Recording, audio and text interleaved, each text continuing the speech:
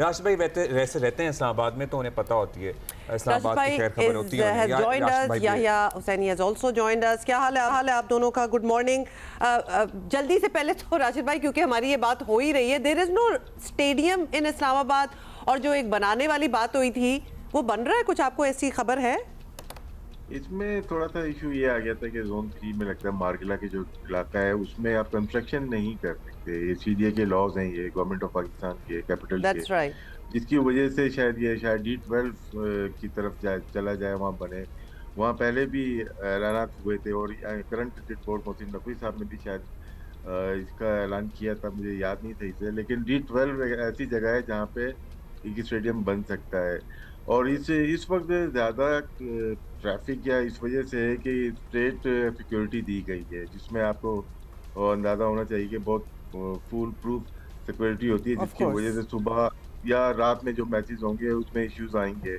और वो जो बात की थी ना कि स्टेडियम के साथ ही आपकी अकोमोडेशन होनी चाहिए, अब हालात कुछ ऐसे ही नजर आते हैं दुनिया भर में, सिर्फ पाकिस्तान की बात नहीं करते, कहीं पे भी स्टेडियम बने उनकी अकोमोडेशन साथ हो और उसी में ही मैचेस खेल के टीम जा सकती है। तो ये एक आइडिया है जो कि मेरे ख्याल से हो सकता है फ्यूचर में। जी, लाहौर में तो शायद इस किस्म का प्लान ऑलरेडी इन प्लेस भी है, मतलब हो रहा था उस पे काम। Right next to the stadium.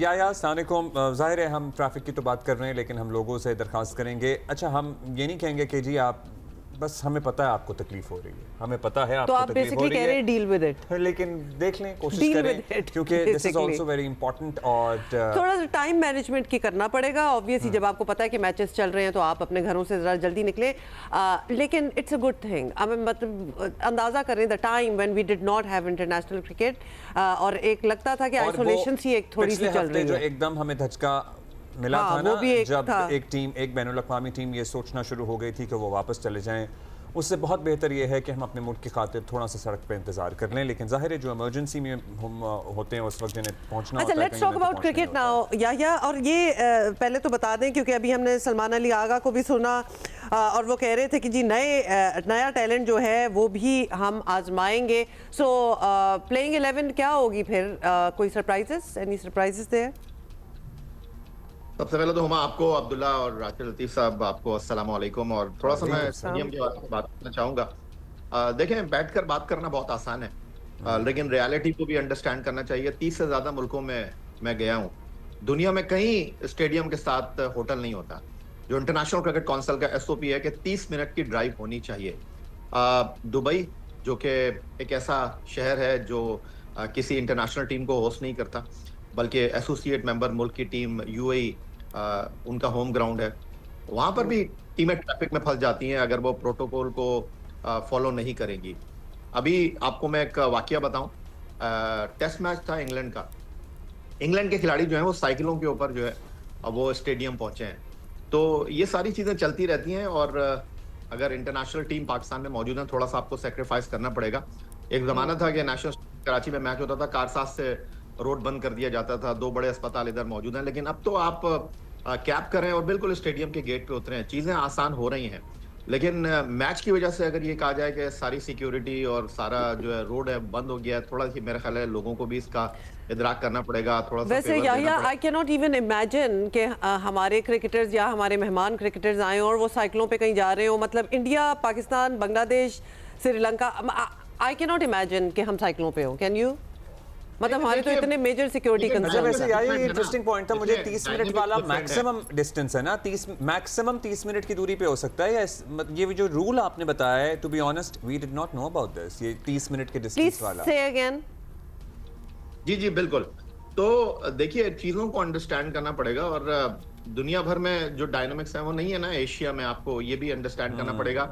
Bangladesh में राशिद भाई गए हैं, खेले हैं, और अब ज्यादा वहां पर क्रिकेट हो रही है। जब राशिद भाई खेलते थे तो वहां पर तो अगर आपने 1 मिनट भी लेट किया तो स्टेडियम पहुंचना मुश्किल हो जाता है।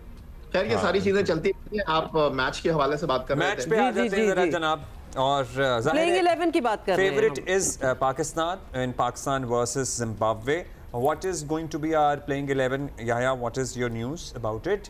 अभी आप सलमान अली आगा का एक इंटरव्यू का शॉर्ट सुनवा रहे थे, मुझे हंसी आ रही थी। वो कह रहे थे कि नए खिलाड़ियों को मौका देंगे। कौन सा नए खिलाड़ी? इस टीम में कौन से नए खिलाड़ी हैं? एक नया खिलाड़ी था, उसका नाम था हसन नवाज, उसको भी आपने टीम से निकाल दिया। अब्दुल समद को आप लेकर आए, आई डोंट थिंक सो कि उसकी प्लेइंग 11 में जगह बनेगी, क्योंकि प्लेइंग 11 बनाना ही इस वक्त सबसे बड़ा इशू बन गया है, क्योंकि जुनूबी अफ्रीका के खिलाफ सीरीज में फखर नहीं थे, अब फखर वापस आ गए हैं। तो अब सवाल यह है कि खेलेगा कौन? बाबर आजम खेलेंगे, वो तो खेलेंगे, तो फखर जमान खेलेंगे, तो आप साइम अयूब को बाहर बैठाएंगे।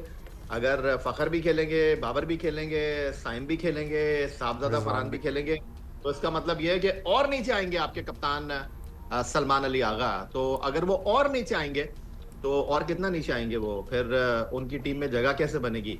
तो अब या तो आपको फखर को बाहर बैठाना पड़ेगा। चलिए, वी गॉट योर पॉइंट। सो अगर फखर भी खेलेंगे, बाबर भी खेलेंगे, साइम भी खेलेंगे, ये सारे ही खेलेंगे, तो फिर कहाँ आएंगे सलमान अली आगा? ये सारी बातें बड़ी इंपॉर्टेंट हैं। राशिद भाई, what do you think? Rashid भाई, रोटेशन पॉलिसी भी तो एक चीज थी ना, मतलब घुमा घुमा के लगा लें सारों को इधर उधर, क्योंकि इन द सेंस वो वरना प्लेसमेंट जो है, कौन ऊपर आ रहा है कौन नीचे, ये सब कुछ तो हिल ही जाएगा। लगता है उसके बाद हम कहेंगे पुग लेते हैं। एग्जैक्टली, पुगिंग होनी चाहिए। प्लेइंग 11 जरा सी मुश्किल हो गई है, क्योंकि फखर जमान के आने से एक बैट्समैन और ऐड हो गया है। ऑलरेडी हम उस्मान खान को एज ए विकेट कीपर खिला रहे थे। ये हो सकता है कि साहबजादा फरहान विकेट कीपिंग करें, साइम अयूब के साथ ओपन करें, 3 नंबर पे बाबर आजम, 4 पे आ सकते हैं फखर जमान, 5 पे जिस तरह यया ने कहा नीचे आ जाएंगे सलमान अली आगा, उसके बाद उस्मान है या मोहम्मद नवाज है या फहीम अशरफ है। अगर एक बैट्समैन और ऐड करते हैं तो एक बॉलर शॉट हो जाएगा, 2 स्पिनर जाएंगे या नहीं जाएंगे। वहाँ पे उस्मान भी हैं, उस्मान तारिक भी हैं, अबरार भी हैं, और फिर सलमान मिर्जा का खेलना बहुत जरूरी है। वो क्योंकि बहुत अच्छी बॉलिंग करते आए, साउथ अफ्रीका के खिलाफ जो 2 मैचेस जीते हम लाहौर में, उनके पहले स्पेल में शाहीन और इनके स्पेल की वजह से हम जीते हैं, तो उनको खेलना जरूरी है, क्योंकि वो लगता है ऐसा है नई बॉल सबसे अच्छी वही कर रहे हैं शाहीन के बाद, और वर्ल्ड कप में उनकी जरूरत पड़ सकती है। बाकियों भी ये देख सकते हैं कि फहीम अशरफ को खिलाना है या नहीं खिलाना है, या दूसरे बॉलर्स हैं उनको डालना है नहीं डालना। लेकिन 6 नंबर का नंबर क्रूशियल होगा कि उस्मान खेलते हैं या नहीं खेलते, क्योंकि फखर के आने से थोड़ा प्लेइंग 11 को बनाना थोड़ा सा मुश्किल लग रहा है। फखर के आने से प्लेइंग 11 को बनाना मुश्किल लग रहा है। और वैसे सलमान अली आगा और बाबर आजम की दोस्ती का भी मुझे तो कल ही पता लगा, जब हमारे ही साथी हैं अरफा, उन्होंने उनसे प्रेस कॉन्फ्रेंस में सवाल किया था कि सलमान की अहलिया ने एक ट्वीट की हुई थी जब बाबर की सेंचुरी हुई थी, जिसमें उन्होंने कहा था कि दोनों एक दूसरे के बहुत राज जानते हैं और ये एक दूसरे का सहारा है, मतलब बड़े क्लोज फ्रेंड्स हैं। सो एनी हाउ, अब क्या हो सकता है? क्या मैच का इंतजार करें हम? मैच का या मतलब वी आर टॉकिंग अबाउट, और फखर के आने से ऑब्वियसली जरा प्लेसमेंट्स की हम बात भी कर रहे हैं, लेकिन अभी तो फखर आए हैं। कल सिकू भाई कह रहे थे कि वर्ल्ड कप से पहले रिजवान को भी वापस ले आए, तो फिर तो पता नहीं क्या बनेगा। या योर थॉट्स? बिल्कुल जाना चाहिए, बिल्कुल, इसमें कोई शक व शुबे की गुंजाइश नहीं है, क्योंकि हम बहुत सारे एशिया कप डिलीवर नहीं कर सके, बहुत से आईसीसी इवेंट में डिलीवर नहीं कर सके। अब फरवरी मार्च में इंडिया और श्रीलंका में वर्ल्ड कप हो रहा है, तो अच्छी उम्मीद रखनी चाहिए। लेकिन सबको आप लेकर आ गए हैं, तो फिर रिजवान ने क्या कसूर किया है? उनको भी लेकर आ जाइए आप, उन्होंने क्या कसूर किया है, ताकि फिर 2 टीमें बनानी पड़ेंगी हमें।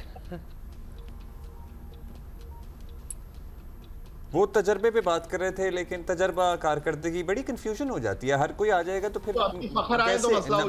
मैं तो कंफ्यूज हूं, नंबर कैसे बनेगा सर? क्या कह रहे हैं आया? मैं कह रहा हूं अभी फखर के आने पे टीम बनाना मसला हो गया है, तो अगर मेहमान भी आ जाएंगे तो फिर माइक हैसन क्या करेंगे? यही तो मैं आपसे पूछ रहा हूं।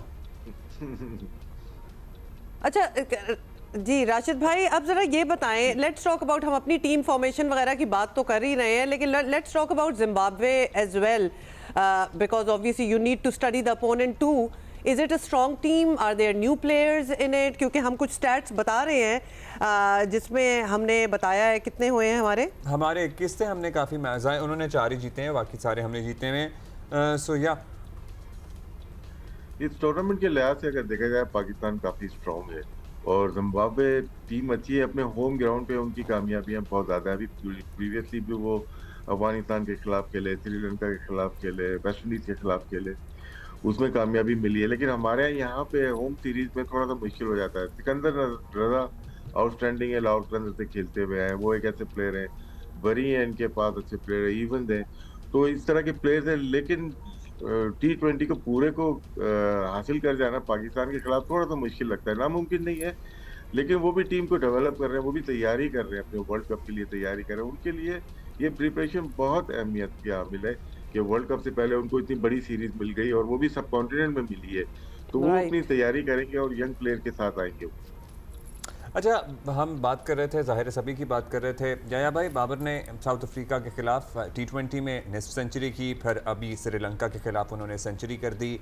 हम जो बात करते हैं और हमारे कोच जो कहते हैं कि बाबर की फॉर्म वापस आ गई है, आर वी कॉन्फिडेंट इनफ कि बाबर की फॉर्म वापस आ गई है? वैसे उनकी लास्ट इनिंग में भी हमें कॉन्फिडेंस में फ़र्क तो नज़र आ रहा था, और इस कॉन्फिडेंस का वापस आना before the world cup, how important do you think it is? देखिए अब्दुल्ला, अहमद शहजाद बात करते हैं और मैं उनके साथ 1000% एग्री करता हूँ। हमारी टीम वाइड टीम है जो कमज़ोर टीमों के खिलाफ अपने बड़े खिलाड़ियों को खिलाती है, और कमज़ोर टीमों के खिलाफ हमारे बड़े खिलाड़ी खेलते हैं और मजबूत टीमों के खिलाफ हमारे कमज़ोर खिलाड़ी खेलते हैं। आप भले से कह लें बाबर आजम का एतमाद वापस आ गया है, बाबर आजम के खेलने का अंदाज बदल गया है, आने वाला वक्त इस बात का खुलासा करेगा। और जो सबसे अहम चीज पाकिस्तान क्रिकेट के हवाले से है, एक बार फिर हम घूम फिर कर वहीं जा रहे हैं जहां से हमने कट लगाया था, हमने टीम में तब्दीलियां की थी। अब अगर आप इस टीम को देखें तो कौन सा नया प्लेयर है? एग्जैक्टली वही टीम है जो हम 2023 में देख चुके हैं। आने वाले दिनों में जो इस टीम का सबसे वीक लिंक होगा वो होगा इस टीम का वीक लिंक, उसका नाम है साहबजादा फरहान। कप्तान को तो शायद आप कैरी कर लेंगे, क्योंकि अभी इस टीम में इंडक्शन शादाब खान का भी होना है। वो कैसे इस टीम के अंदर लैंड करते हैं, ये एक सबसे बड़ा सवाल होगा। और जिस तरह अबरार को हम डील कर रहे हैं, कभी खिलाते हैं कभी बिठाते हैं, और एक चीज श्योर शॉर्ट हो गई है कि फहीम अशरफ को आप यूटिलाइज कर सकते हैं। वो नया बॉल अच्छा कर रहा है, आप उसको बैटिंग में रोल दे सकते हैं, लेकिन नहीं दे रहे। तो हमारी टीम जो है वो चंद खिलाड़ियों के गिर्द एक बार फिर घूमने लगी है। तो ये Pakistan cricket literally an action replay जो हम देख चुके हैं पहले से, और हम इस मरतबा फिर देख रहे हैं, लेकिन समझ नहीं आता ना फिर। साहबजादा फरहान को आपने क्यों कहा कि वीकलिंग होंगे? उनको आपको लगता है कि टीम से बाहर करना आसान होगा आपके ख्याल में? एब्सोल्युटली। देखिए अब तो ये नजर आ रहा है, क्योंकि मैंने जिस तरह कहा है, सिकंदर आप कह रहे हैं कि अब आप रिजवान को भी वापस लेकर आ जाएं, रिजवान भी वापस आ जाएंगे, वो भी टॉप ऑर्डर में खेलते हैं, बाबर भी टॉप ऑर्डर में खेलते हैं, फखर भी टॉप ऑर्डर में खेलते हैं। तो फिर थैंक यू वेरी मच करते हैं। आपने जो एक बनाया है साहबजादा फरहान को, उनको आप निकाल दें, और जिनको घर पर बैठाया हुआ था रिजवान को, उनको आप टीम में वापस लेकर आ जाएं। शादाब भी अपने शोल्डर की सर्जरी के बाद वापस आए हैं, वो भी डायरेक्ट वर्ल्ड कप खेलेंगे। तो ये पाकिस्तान क्रिकेट में ही होता है। तो हमने क्या तैयारी की है, हमने एशिया कप की मुश्किल कंडीशन में जो है वो अपने नए खिलाड़ियों को खिला दिया। लेकिन अब जो सबसे इंपॉर्टेंट सवाल है, जिस तरह राशिद लतीफ साहब ने कहा, भाई आप इस पूरी सीरीज में खिलाइए सलमान मिर्जा को, लेकिन अगर सलमान मिर्जा खेलेंगे तो फिर आपके वो जो बॉलर हैं, वो जो अपने आप को लाजिम और मजलूम समझते हैं, उनका मुस्तकबिल क्या होगा? अच्छा, शादाब की शोल्डर इंजरी की आपने बात की और आप कह रहे हैं डायरेक्टली फिर वो वर्ल्ड कप में आएंगे। Is that even a good way to go about it?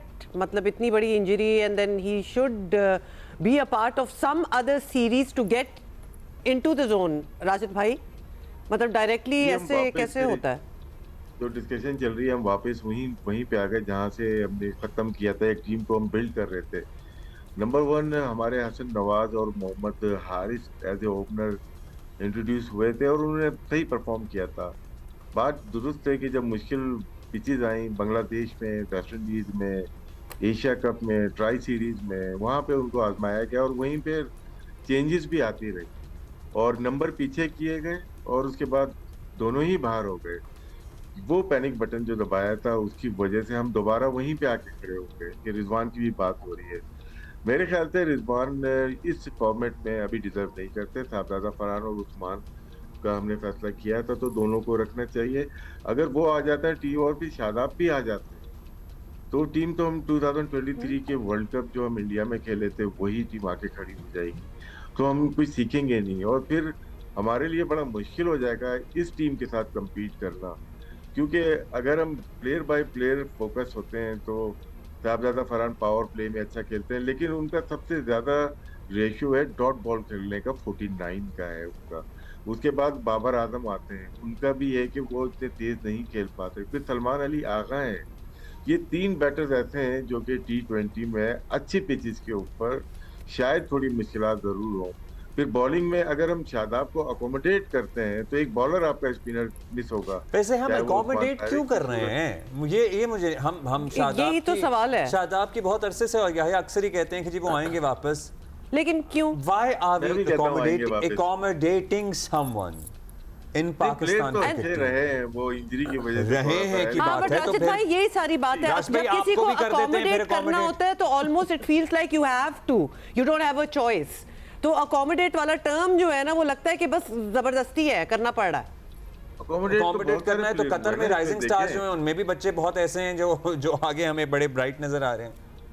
ये जो आपने अभी राइजिंग स्टार की बात की ना, अगर हम हसन नवाज या के हारिस के साथ चल रहे होते, उसके बाद जो नेक्स्ट लाइन थी वो ये इमर्जिंग वाले थे जो गए में, अब वो भी पीछे रह गए।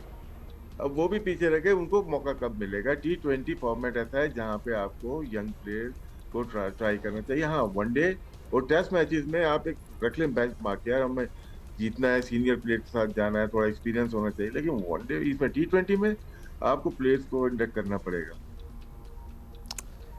Alright, okay. Got तो it. फिर लेट्स सी, आज जी मैच है और दोपहर को मैच है, स्टार्ट हो जाएगा रावलपिंडी में। Everybody who is watching, if you are over there please do go and watch. बहुत शुक्रिया याहिया, राशिद भाई।